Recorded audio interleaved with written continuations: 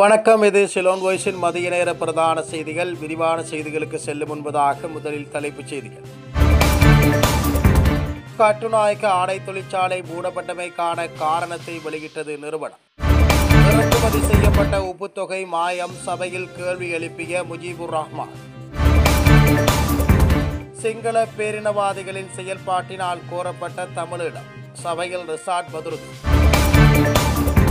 மே மாதத்துக்கான அஸ்வசிம கொடுப்பனவு இன்று வங்கிக் கணக்குகளில் வரவு வைக்கப்பட்டது.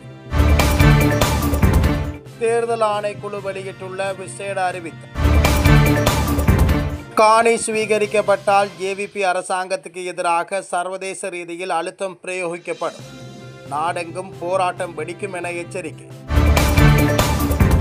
தேசிய சலவை சக்தி என்றே இனி அழைக்கப்பட வேண்டும், சபையில் பேசிய இம்ரான் மஹ்ரூப். மட்டக்களப்பில் வரலாற்று சாதனை. கிழக்கு மாகாணத்தில் முதல் முறையாக சிறுநீரக மாற்று அறுவை சிகிச்சை வெற்றிகரமாக மேற்கொள்ளப்பட்டது. மட்டக்களப்பில் முதலையின் தாக்குதலுக்கு இலக்காகி ஒருவர் உயிரிழப்பு. விரிவான செய்திகள். மட்டக்களப்பில் முதலையின் தாக்குதலுக்கு இலக்காகி ஒருவர் பலி. மட்டக்களப்பில் முதலையின் தாக்குதலுக்கு இலக்காகி ஒருவர் உயிரிழந்த சம்பவம் ஒன்று இடம்பெற்றிருக்கின்றது. மட்டக்களப்பு காத்தான்குடி போலீஸ் பிரிவுக்கு உட்பட்ட மண்முனை பகுதியில் முதலையின் தாக்குதலுக்கு இலக்காகி இளம் குடும்பஸ்தர் ஒருவர் உயிரிழந்திருக்கின்றார். உயிரிழந்த நபர் புதுக்குடியிருப்பு பகுதியைச் சேர்ந்த 34 வயதுடைய அழகதுரை அழகேசன் என்று தெரிவிக்கப்படுகின்றது. 2 பிள்ளைகளின் தந்தையான இளம் குடும்பஸ்தரே இவ்வாறு முதலையின் தாக்குதலுக்கு இலக்காகி உயிரிழந்திருக்கின்றார். நீண்ட நேரத்தின் பின்னர் உயிரிழந்த நபரை தேடும் பணியில் மீனவர்கள், பொதுமக்கள் ஒன்றிணைந்து ஈடுபட்டிருக்கின்றனர். இதன் பின்னர் உடற்பாகங்கள் சிதைந்த நிலையில் சடலத்தை மீட்டெடுத்திருக்கின்றனர். இது தொடர்பான மேலதிக விசாரணைகளை காத்தான்குடி போலீசார் முன்னெடுத்து வருகின்றனர். சிங்கள பேரினவாதிகளின் செயல்பாட்டினால் கோரப்பட்ட தமிழீழம். தனிநாடு கோரி ஒரு இனம் போராடிய வரலாற்றை இந்த நாடு கொண்டுள்ளது என்றும், நாட்டில் உள்ள சிங்கள பேரினவாதிகளுடன் வாழ முடியாது என தமிழீழத்துக்காக அந்த இனம் பல உயிர்களை வழங்கியுள்ளதாகவும் அகில இலங்கை மக்கள் காங்கிரசின் தலைவர் ரிசாட் பதுருதீன் கடுமையாக சாடியிருக்கின்றார். நாடாளுமன்றத்தில் நேற்று இடம்பெற்ற விவாதத்தில் கலந்து கொண்டு உரையாற்றுகையிலேயே அவர் இவ்வாறு தெரிவித்திருக்கின்றார். 30,000-40,000 மக்கள் கொல்லப்பட்டிருக்கிறார்கள். தமிழ் மக்களும் கொல்லப்பட்டார்கள், சிங்கள மக்களும் கொல்லப்பட்டார்கள், இராணுவ வீரர்களும் கொல்லப்பட்டார்கள், சாதாரண மக்களும் கொல்லப்பட்டார்கள். அப்பாவி என்னை போன்ற 1 லட்சம் முஸ்லிம்கள் அகதிகளாக்கப்பட்டார்கள். அவ்வாறான ஒரு வரலாறு இந்த நாட்டில் இருக்கிறது. இதையெல்லாம் மறந்து நீங்கள் இன்று பாராளுமன்றத்திலே பேசலாம். ஆனால் மக்களுடைய வேதனையும் சோதனையும் கஷ்டமும் துன்பமும் உள்ளங்களிலே இன்னும் இருந்து கொண்டிருக்கிறது. எனவே இந்த பாதை மன்னாரையும் அல்லது வடமாகாணத்தையும் தெற்கையும் அதாவது புத்தளத்தையும் இணைக்கின்ற பாதை என்பதனால் தான் இது இழுத்து மூடப்பட்டிருக்கிறது. இந்த பாதை நான் ஏற்கனவே சொன்னது போல தென்பகுதியில் இருந்திருந்தால் ஒரு நாளும் எந்த ஒரு நீதிபதியோ நீதிமன்றமோ சட்டமாதிபர் திணைக்களமோ இந்த பாதையை இழுத்து மூடுவதற்கு உதவி செய்திருக்க மாட்டார்கள். டிசிபி என்பது எதிர்கட்சி ஆளுங்கட்சி என்று பார்க்காமல் எல்லோருக்கும் கொடுத்தார்கள். ஆனால் நாங்கள் வந்து இப்பொழுது 6வது மாதம் போய்கொண்டிருக்கிறது, 5வது மாதம். இதுவரை எங்களுக்கு ஒரு கடிதம் வரவில்லை.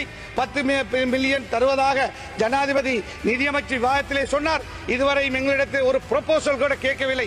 நாங்களும் மக்களால் வந்தவர்கள், எங்களுக்கு மக்கள் வாக்களித்திருக்கிறார்கள். எங்களிடத்தில் மக்கள் போகின்ற பொழுது சின்ன பாதையை போட்டு தாருங்கள், சின்ன சின்ன தேவையை தாருங்கள் என்று கேட்கிறார்கள். அப்படி என்றால் எதிர்கட்சிகளுக்கு இனிமேல் நீங்கள் ஆயுள் பூராக இன்னும் 100 வருஷத்துக்கு என்பிபி தான் ஆளுங்கட்சியாக இருக்க போகிறீர்களா? நாளை நீங்கள் எதிர்கட்சியாக வந்தால் உங்களுக்கு இவ்வாறு ஒரு சதமும் தராமல் எதிர்கட்சியை வித்தியாசமாக அந்த அரசாங்கங்கள் பார்ப்பது நியாயமா? அதாவது மக்கள் பிரதிநிதிகள் நாங்கள். நாளை எங்களுடைய உயிருக்கு ஏதாவது வந்தால், ஆபத்து வந்தால் நீங்கள் தான் பொறுப்பெடுக்க வேண்டும் என்று இந்த பாராளுமன்றத்தில் நாங்கள் சொல்லிக்கொள்ள விரும்புகின்றோம். பாராளுமன்ற பாதுகாப்பை பாதுகாக்க வேண்டிய பொறுப்பு சபாநாயகருக்கு இருக்கிறது. சபாநாயகர் இந்த பாராளுமன்றத்தில் ஒரு பொம்மை போல இருக்கிறார். ஒரு நாள் கூட ஒரு பாராளுமன்ற உறுப்பினருடைய கருத்துக்களை கேட்காத சபாநாயகர் இந்த பாராளுமன்றத்தில் முதலாக நாங்கள் காண்கிறோம். 24 வருஷமாக இந்த பாராளுமன்றத்தில் இருக்கிறோம். இப்படிப்பட்ட ஒரு பொம்மை சபாநாயகராக இந்த பாராளுமன்றத்தில் இருந்த வரலாறு கிடையாது. மந்திரித்துவமா தலைமை தாங்கும் உறுப்பினர் அவர்களே, இன்று நிதி சம்பந்தமான விவாதம். தேசிய மக்கள் சக்தி இனி தேசிய சலவை சக்தி என்று அழைக்கப்பட வேண்டும். இம்ரான் மஹ்ரூப். தேர்தலுக்கு முன் என்பிபியில் உள்ளவர்கள் மட்டுமே நல்லவர்கள், ஏனைய கட்சியில் உள்ளவர்கள் அனைவரும் கெட்டவர்கள் என ஜனாதிபதி தெரிவித்தார். தேர்தலுக்கு பின் ஏனைய கட்சிகளில் உள்ள நல்லவர்களை இணைத்துக் கொண்டு ஆட்சி அமைப்போம் என்று கூறுகின்றனர். தேர்தலுக்கு முன் கெட்டவர்களாக இருந்தவர்கள் என்பிபிக்கு ஆதரவு தெரிவிப்பதால் நல்லவர்களாக சலவை செய்யப்படுகின்றனர். ஆகவே இனி தேசிய மக்கள் சக்தி என்ற பெயரை தேசிய சலவை சக்தி என மாற்ற வேண்டும் என்று நேற்று நடைபெற்ற பாராளுமன்ற உரையின் போது கிழக்கு மாகாண பாராளுமன்ற உறுப்பினர் இம்ரான் மஹ்ரூப் இவ்வாறு கருத்து தெரிவித்தார். இந்த அரசாங்கம் இது நான் நினைக்கின்றேன் தேசிய மக்கள் சக்தி என்று சொல்லுகின்ற இந்த அரசாங்கத்தினுடைய பெயரை கூட தேசிய சலவை சக்தி என்ற ஒரு துணிப்பொருளிலே நாங்கள் மாற்ற வேண்டியவர்களாக இருந்து கொண்டிருக்கின்றோம். ஏன் இதை இப்படி சொல்லுகின்றேன் என்றால், தேர்தலுக்கு முன்னர் அரசாங்கம் சொன்ன விடயங்களை நாங்கள் யோசிக்க வேண்டும். குறிப்பாக அந்த நேரத்திலே நாங்கள் நல்லவர்களை உருவாக்குவதற்கான ஒரு கட்சியாக இருக்கின்ற காரணத்தினால் நல்ல அரசியல் தலைமைத்துவங்களை உருவாக்க வேண்டும் என்று சொன்னவர்கள் இன்று தேர்தல் முடிந்ததற்கு பின்னர் இன்று சென்ற காலங்களிலே பல சவால் மிக்க பிழையான நடத்தைகளை நடாத்திய அந்த அரசியல்வாதிகளை கூட இணைத்துக் கொண்டு இப்பொழுது அவர்கள் ஆட்சி அமைப்பதற்காக முயற்சிக்கின்றார்கள் என்றால், கெட்டவர்கள் எல்லாம் சலவை செய்து ஒரு தூயமான ஒரு நிலையை அடைவதென்றால் உங்கள் கட்சியிலே பயணிக்கின்ற அந்த நிலைப்பாட்டை தான் நீங்கள் கூற வருகின்றீர்கள். அந்த அடிப்படையிலே தான் நாங்கள் சொல்லுகின்றோம், இனி நீங்கள் தேசிய சலவை சக்தி என்று சொன்னால்தான் அது நியாயமாக இருக்கும் என்பதை நான் இந்த இடத்திலே கூறிக்கொள்ள விரும்புகின்றேன். சபைக்கு தலைமை தாங்கும் உறுப்பினர் அவர்களே இன்று சொல்லுகின்றார்கள், கள்ளர்களுடைய ஆட்சி, சென்ற காலம் எல்லாம் கள்ளர்களுடைய ஆட்சி என்றார்கள், இப்பொழுது நல்லவர்களுடைய ஆட்சி என்று சொல்லுகின்றார்கள். இப்படி பார்க்கின்ற பொழுது கள்ளவர்களுடைய ஆட்சியிலே நாங்கள் 100 ரூபாய்க்கு உப்பு வாங்கியிருந்தால் இன்று இந்த நல்லவர்களுடைய ஆட்சியிலே இன்று 500 ரூபாய்க்கு மேல செலவழிக்க வேண்டியிருக்கின்றது உப்பை பெறுவதற்காக. ஆகையால் இன்று இந்த நிலைப்பாட்டிலே நீங்கள் எதிர்க்கட்சியிலே இருந்தால் என்ன சொல்லி இருப்பீர்கள் என்பதை நீங்கள் சிந்திக்க வேண்டும். ஏனென்றால் முன்னே ஆட்சி காலங்களிலே தேங்காய் எண்ணெய் பிரச்சனை வருகின்ற பொழுது, டீசல் தட்டுப்பாடுகள் வருகின்ற பொழுது, அல்ல விலை அதிகரிக்கின்ற பொழுது, இந்த அதிகரிப்பின் மூலமாக, இந்த தட்டுப்பாடுகளின் மூலமாக பல அமைச்சர்கள் உழைக்கின்றார்கள். அந்த அமைச்சர்களுக்கு சில வீதமான பணம் செல்லுகின்றது. இதன் காரணமாகத்தான் நாடு பல கோடிக்கணக்கான வருமானத்தை இழக்கின்றது என்று சொல்லுகின்ற நீங்கள் இன்று உப்பு தட்டுப்பாடு ஏற்படுகின்ற பொழுது இங்கு முன்னால் இருக்கின்ற எந்த அமைச்சருக்கு அந்த வீதம் செல்லுகின்றது, எவ்வளவு தொகை உங்களுக்கு கிடைக்கின்றது, எத்தனை கோடி ரூபாய் எங்களுடைய நாட்டு அரசாங்கத்துக்கு இதன் மூலமாக நஷ்டம் ஏற்படுத்தியிருக்கின்றது என்பதை நாங்கள் கேட்க விரும்புகின்றோம். ஏன் இதை கேட்க விரும்புகின்றோம் என்றால், சென்ற காலங்களிலே இவ்வாறான பிரச்சனைகள் ஏற்படுகின்ற பொழுது நீங்கள் சொல்லுகின்ற அதே விடயத்தை தான் இன்று நாங்கள் எதிர்க்கட்சியிலே இருந்து மீண்டும் நாங்கள் உங்களிடம் கேட்கின்றோம். ஆகையால் தயவு செய்து இதற்கான விடைகளையும் நீங்கள் தர வேண்டும். அஸ்வசிம தொடர்பில் வெளியான முக்கிய தகவல். மே மாதத்துக்கான அஸ்வசிம நலன்புரி கொடுப்பனவு இன்று 22ஆம் தேதி பயனாளிகளின் வங்கிக் கணக்குகளில் வரவு வைக்கப்படும் என்று நலன்புரி நன்மைகள் சபை தெரிவித்திருக்கின்றது. 14 லட்சம் அஸ்வசிம பயனாளி குடும்பங்களுக்காக அரசாங்கம் 11 பில்லியன் ரூபாய்க்கும் அதிகமான தொகையை ஒதுக்கி இருக்கின்றது. அதன்படி அஸ்வசிம நலன்புரி திட்டத்தை பெறும் பயனாளிகள் தங்களது வங்கிக் கணக்குகள் மூலம் மே மாதத்துக்கான கொடுப்பனவினை பெற்றுக்கொள்ள முடியும் என்று நலன்புரி நன்மைகள் சபை தெரிவித்திருக்கின்றது. தேர்தல் ஆணைக்குழு வெளியிட்டுள்ள விசேட அறிவித்தல். நாட்டில் அனைத்து அரசியல் கட்சிகள் மற்றும் சுயேட்சை குழுக்களுக்கும் தேர்தல் ஆணைக்குழு விசேட அறிவிப்பு ஒன்றை வெளியிட்டிருக்கின்றது. இதன்படி உள்ளூராட்சி சபைகளுக்கு தேர்ந்தெடுக்கப்பட்ட உறுப்பினர்கள் குறித்த தகவல்களை உடனடியாக வழங்குமாறும் அனைத்து அரசியல் கட்சிகள் மற்றும் சுயேட்சை குழுக்களுக்கு அறிவித்தல் விடுக்கப்பட்டிருக்கின்றது. மேற்படி தகவல்கள் கிடைத்தவுடன் உறுப்பினர்களின் பெயர்களை உள்ளூராட்சி சபைகளின் விவரங்களுடன் வர்த்தமானியில் வெளியிட நடவடிக்கை எடுக்கப்படும் என்றும் தெரிவிக்கப்பட்டிருக்கின்றது. இதேவேளை உள்ளூராட்சி தேர்தல் தொடர்பில் வருமானம் மற்றும் செலவு அறிக்கைகளை சமர்ப்பிக்காத அனைத்து வேட்பாளர்களும் அரசியல் கட்சிகள் மற்றும் சுயேட்சை குழு 27ஆம் தேதிக்கு முன்னர் அந்த அறிக்கைகளை சமர்ப்பிக்குமாறு தேர்தல் ஆணைக்குழுவின் தலைவர் RMAL ரத்நாயக்க கேட்டுக்கொண்டிருக்கின்றார். கட்டுநாயக்க ஆடை தொழிற்சாலை மூடப்பட்டமைக்கான காரணம் வெளியானது. பிரித்தானியாவின் ஆடை உற்பத்தி நிறுவனமான நெக்ஸ்ட் நிறுவனம் கட்டுநாயக்கவில் இயங்கி வந்த தனது தொழிற்சாலையை திடீரென மூடியமைக்கான காரணத்தை வெளியிட்டிருக்கின்றது. அதிகரித்து வரும் உற்பத்தி செலவுகள் காரணமாக தமது தொழிற்சாலை பல ஆண்டுகளாகவே லாபமற்ற நிலையில் இயங்கி வந்ததாகவும் நெக்ஸ்டின் உற்பத்தி துறை பணிப்பாளர் டேவிட் ரே தெரிவித்திருக்கின்றார். எனவே இந்த தொழிற்சாலையை மூடுவது தவிர்க்க முடியாது என்றும் அவர் குறிப்பிட்டிருக்கின்றார். எனினும் இலங்கையில் உள்ள தமது மேலும் 2 தொழிற்சாலைகள் தொடர்ந்தும் இயங்கும் என்றும் அவர் தெரிவித்திருக்கின்றார். இந்த நடவடிக்கையை அடுத்து தமது தொழில்களை இழந்துள்ள 1400 தொழிலாளர்கள் போராட்டங்களில் ஈடுபட்டு வருகின்றனர். கட்டுநாயக்க சுதந்திர வர்த்தக மண்டலத்தில் அமைந்துள்ள இந்த தொழிற்சாலை கடந்த செவ்வாய்க்கிழமை மூடப்பட்டது. அத்துடன் ஒரே இரவில் தொழில்களை இழந்த 1416 ஊழியர்களுக்கு பணி நீக்க பொதிகளை வழங்குவதாகவும் நிறுவனம் உறுதியளித்து இருக்கின்றது. எனினும் ஆலோசனை இல்லாமல் மூடப்பட்டது ஒரு கூட்டு ஒப்பந்தத்தை மீறுவதாக தொழிற்சங்கங்கள் குற்றம் சுமத்தியிருக்கின்றன. இலங்கையில் ஆடை தொழில்துறையில் சுமார் 35,000 தொழிலாளர்கள் பணியாற்றுகின்றனர். இந்த தொழில்துறை மூலம் கடந்த ஆண்டு $4.76 பில்லியன் வருமானத்தை இலங்கை பெற்றுக் கொண்டுள்ளது என்பதும் குறிப்பிடத்தக்கது. இறக்குமதி செய்யப்பட்ட உப்பு தொகை மாயம், சபையில் கேள்வி எழுப்பிய எதிர்க்கட்சிகள்.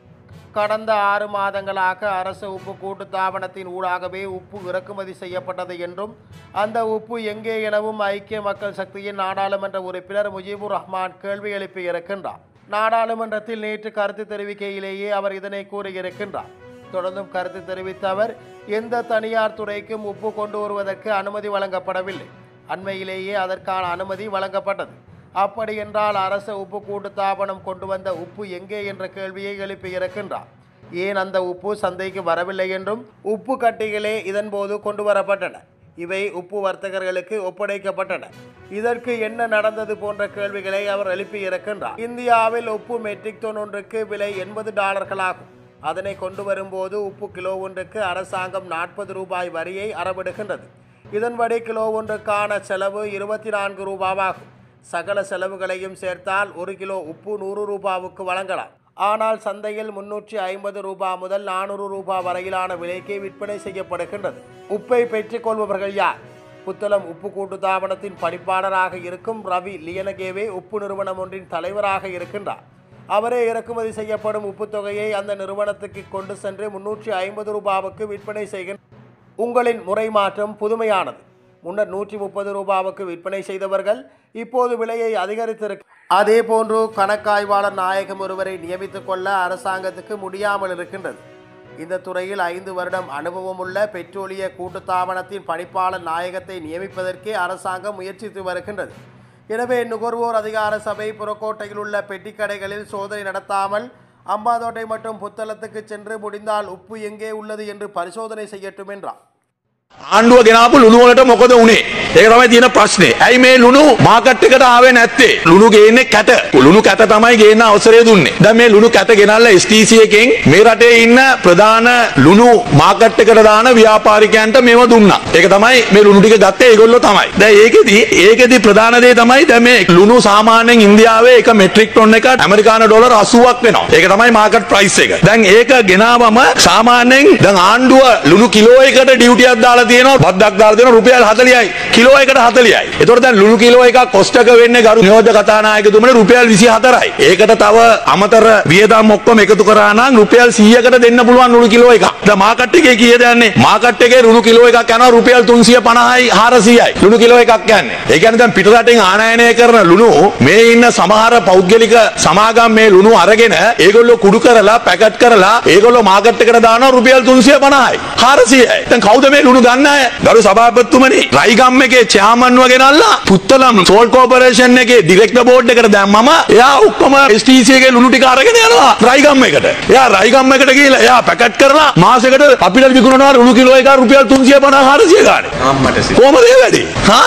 ඒක මාර වැඩන්නේ. ඉසි රයිගම් තමයි ඒගොල්ලන්ගේ බ්‍රෑන්ඩ් එක. 350යි මාකට් එකේ පැකට් එක අරන් බලන්න. මගේ ළඟ ඕනම් ෆොටෝ එකක් තියෙනවා ප්‍රයිස් එකත් එක්ක. දැන් කලින් වික්කේ රුපියල් 130යි. දැන් මේක වැඩි වෙලා තියෙනවා. ඒ හින්දා දැන් ලුණු ගරු නියෝජ්‍ය කතානායකතුමනි දැන් මං අහනවා දැන් මේ පාරිභෝගික අධිකාරිය තියෙනවානේ. පාරිභෝගික අධිකාරිය පයින්නේ අර පිටකොටුවේ තියෙන කඩවල් වලට පෙට්ටි කඩවල් වලට තමයි පයින්නේ. ඉතින් පාරිභෝගික අධිකාරියට කියන්නේ හම්බන්තොටට යන්න පුත්තලමට යන්න ගිහිලා ඒකේ ලුණු ස්ටොක් නැද්ද කියලා බලන්න කියලා. මම අභියෝග කරනවා පාරිභෝගික අධිකාරියට පුළුවන් නම් යන්න හම්බන්තොටට පුළුවන් නම් යන්න පුත්තලම් ස්ටෝල් කෝපරේෂන් එකට ලුණු නැද්ද කියලා ලුණු තියෙනවා. හංගගෙන ඉන්නවා. මේගොල්ලන්ගේ පෞද්ගලික බිස්නස් එක කරගන්න. දැන් තමුන්නාන්සලා දැන් හාල් මාෆියා එක මදිවට ලුණු මාෆියාවකුත් හදලා තියෙනවා. ඉස්සලා නම් කිව්වේ හාල් මාෆියා එක නැති කරන්න හදනවා. දැන් ලුණු මාෆියාවකුත් හදලා ලුණු කම්පැනි වල අයිතිකාරයෝ චෙයාමන්ලව ගෙනල්ලා දානවා සෝල් කෝපරේෂන් එකට.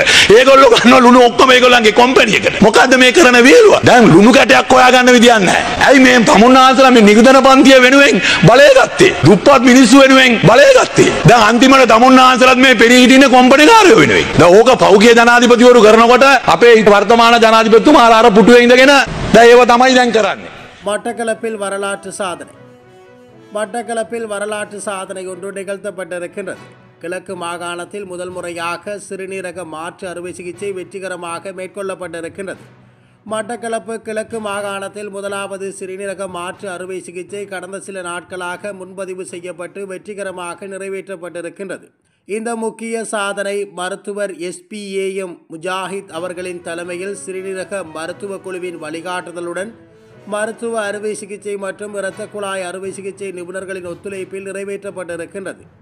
சிகிச்சை பெற்ற நோயாளி தற்போது முழு குணமடைந்து வைத்தியசாலையிலிருந்து வீடு திரும்பியுள்ளார் என்பதையும் வைத்தியசாலை தரப்பில் தெரிவித்திருக்கின்றனர். இச்சிகிச்சை வெற்றி மட்டுமல்லாமல் கிழக்கு மாகாணத்தில் மருத்துவத்துறையில் புதிய பரிமாணத்தை உருவாக்கி மக்கள் தங்களுக்கு அருகிலேயே மேம்பட்ட சிகிச்சைகளை பெறக்கூடிய வாய்ப்பை உருவாக்கி இருக்கின்றது. இதனை மருத்துவத்துறையினர், உள்ளூர் நிர்வாகம் மற்றும் பொதுமக்கள் பெருமையுடன் வரவேற்கின்றனர்.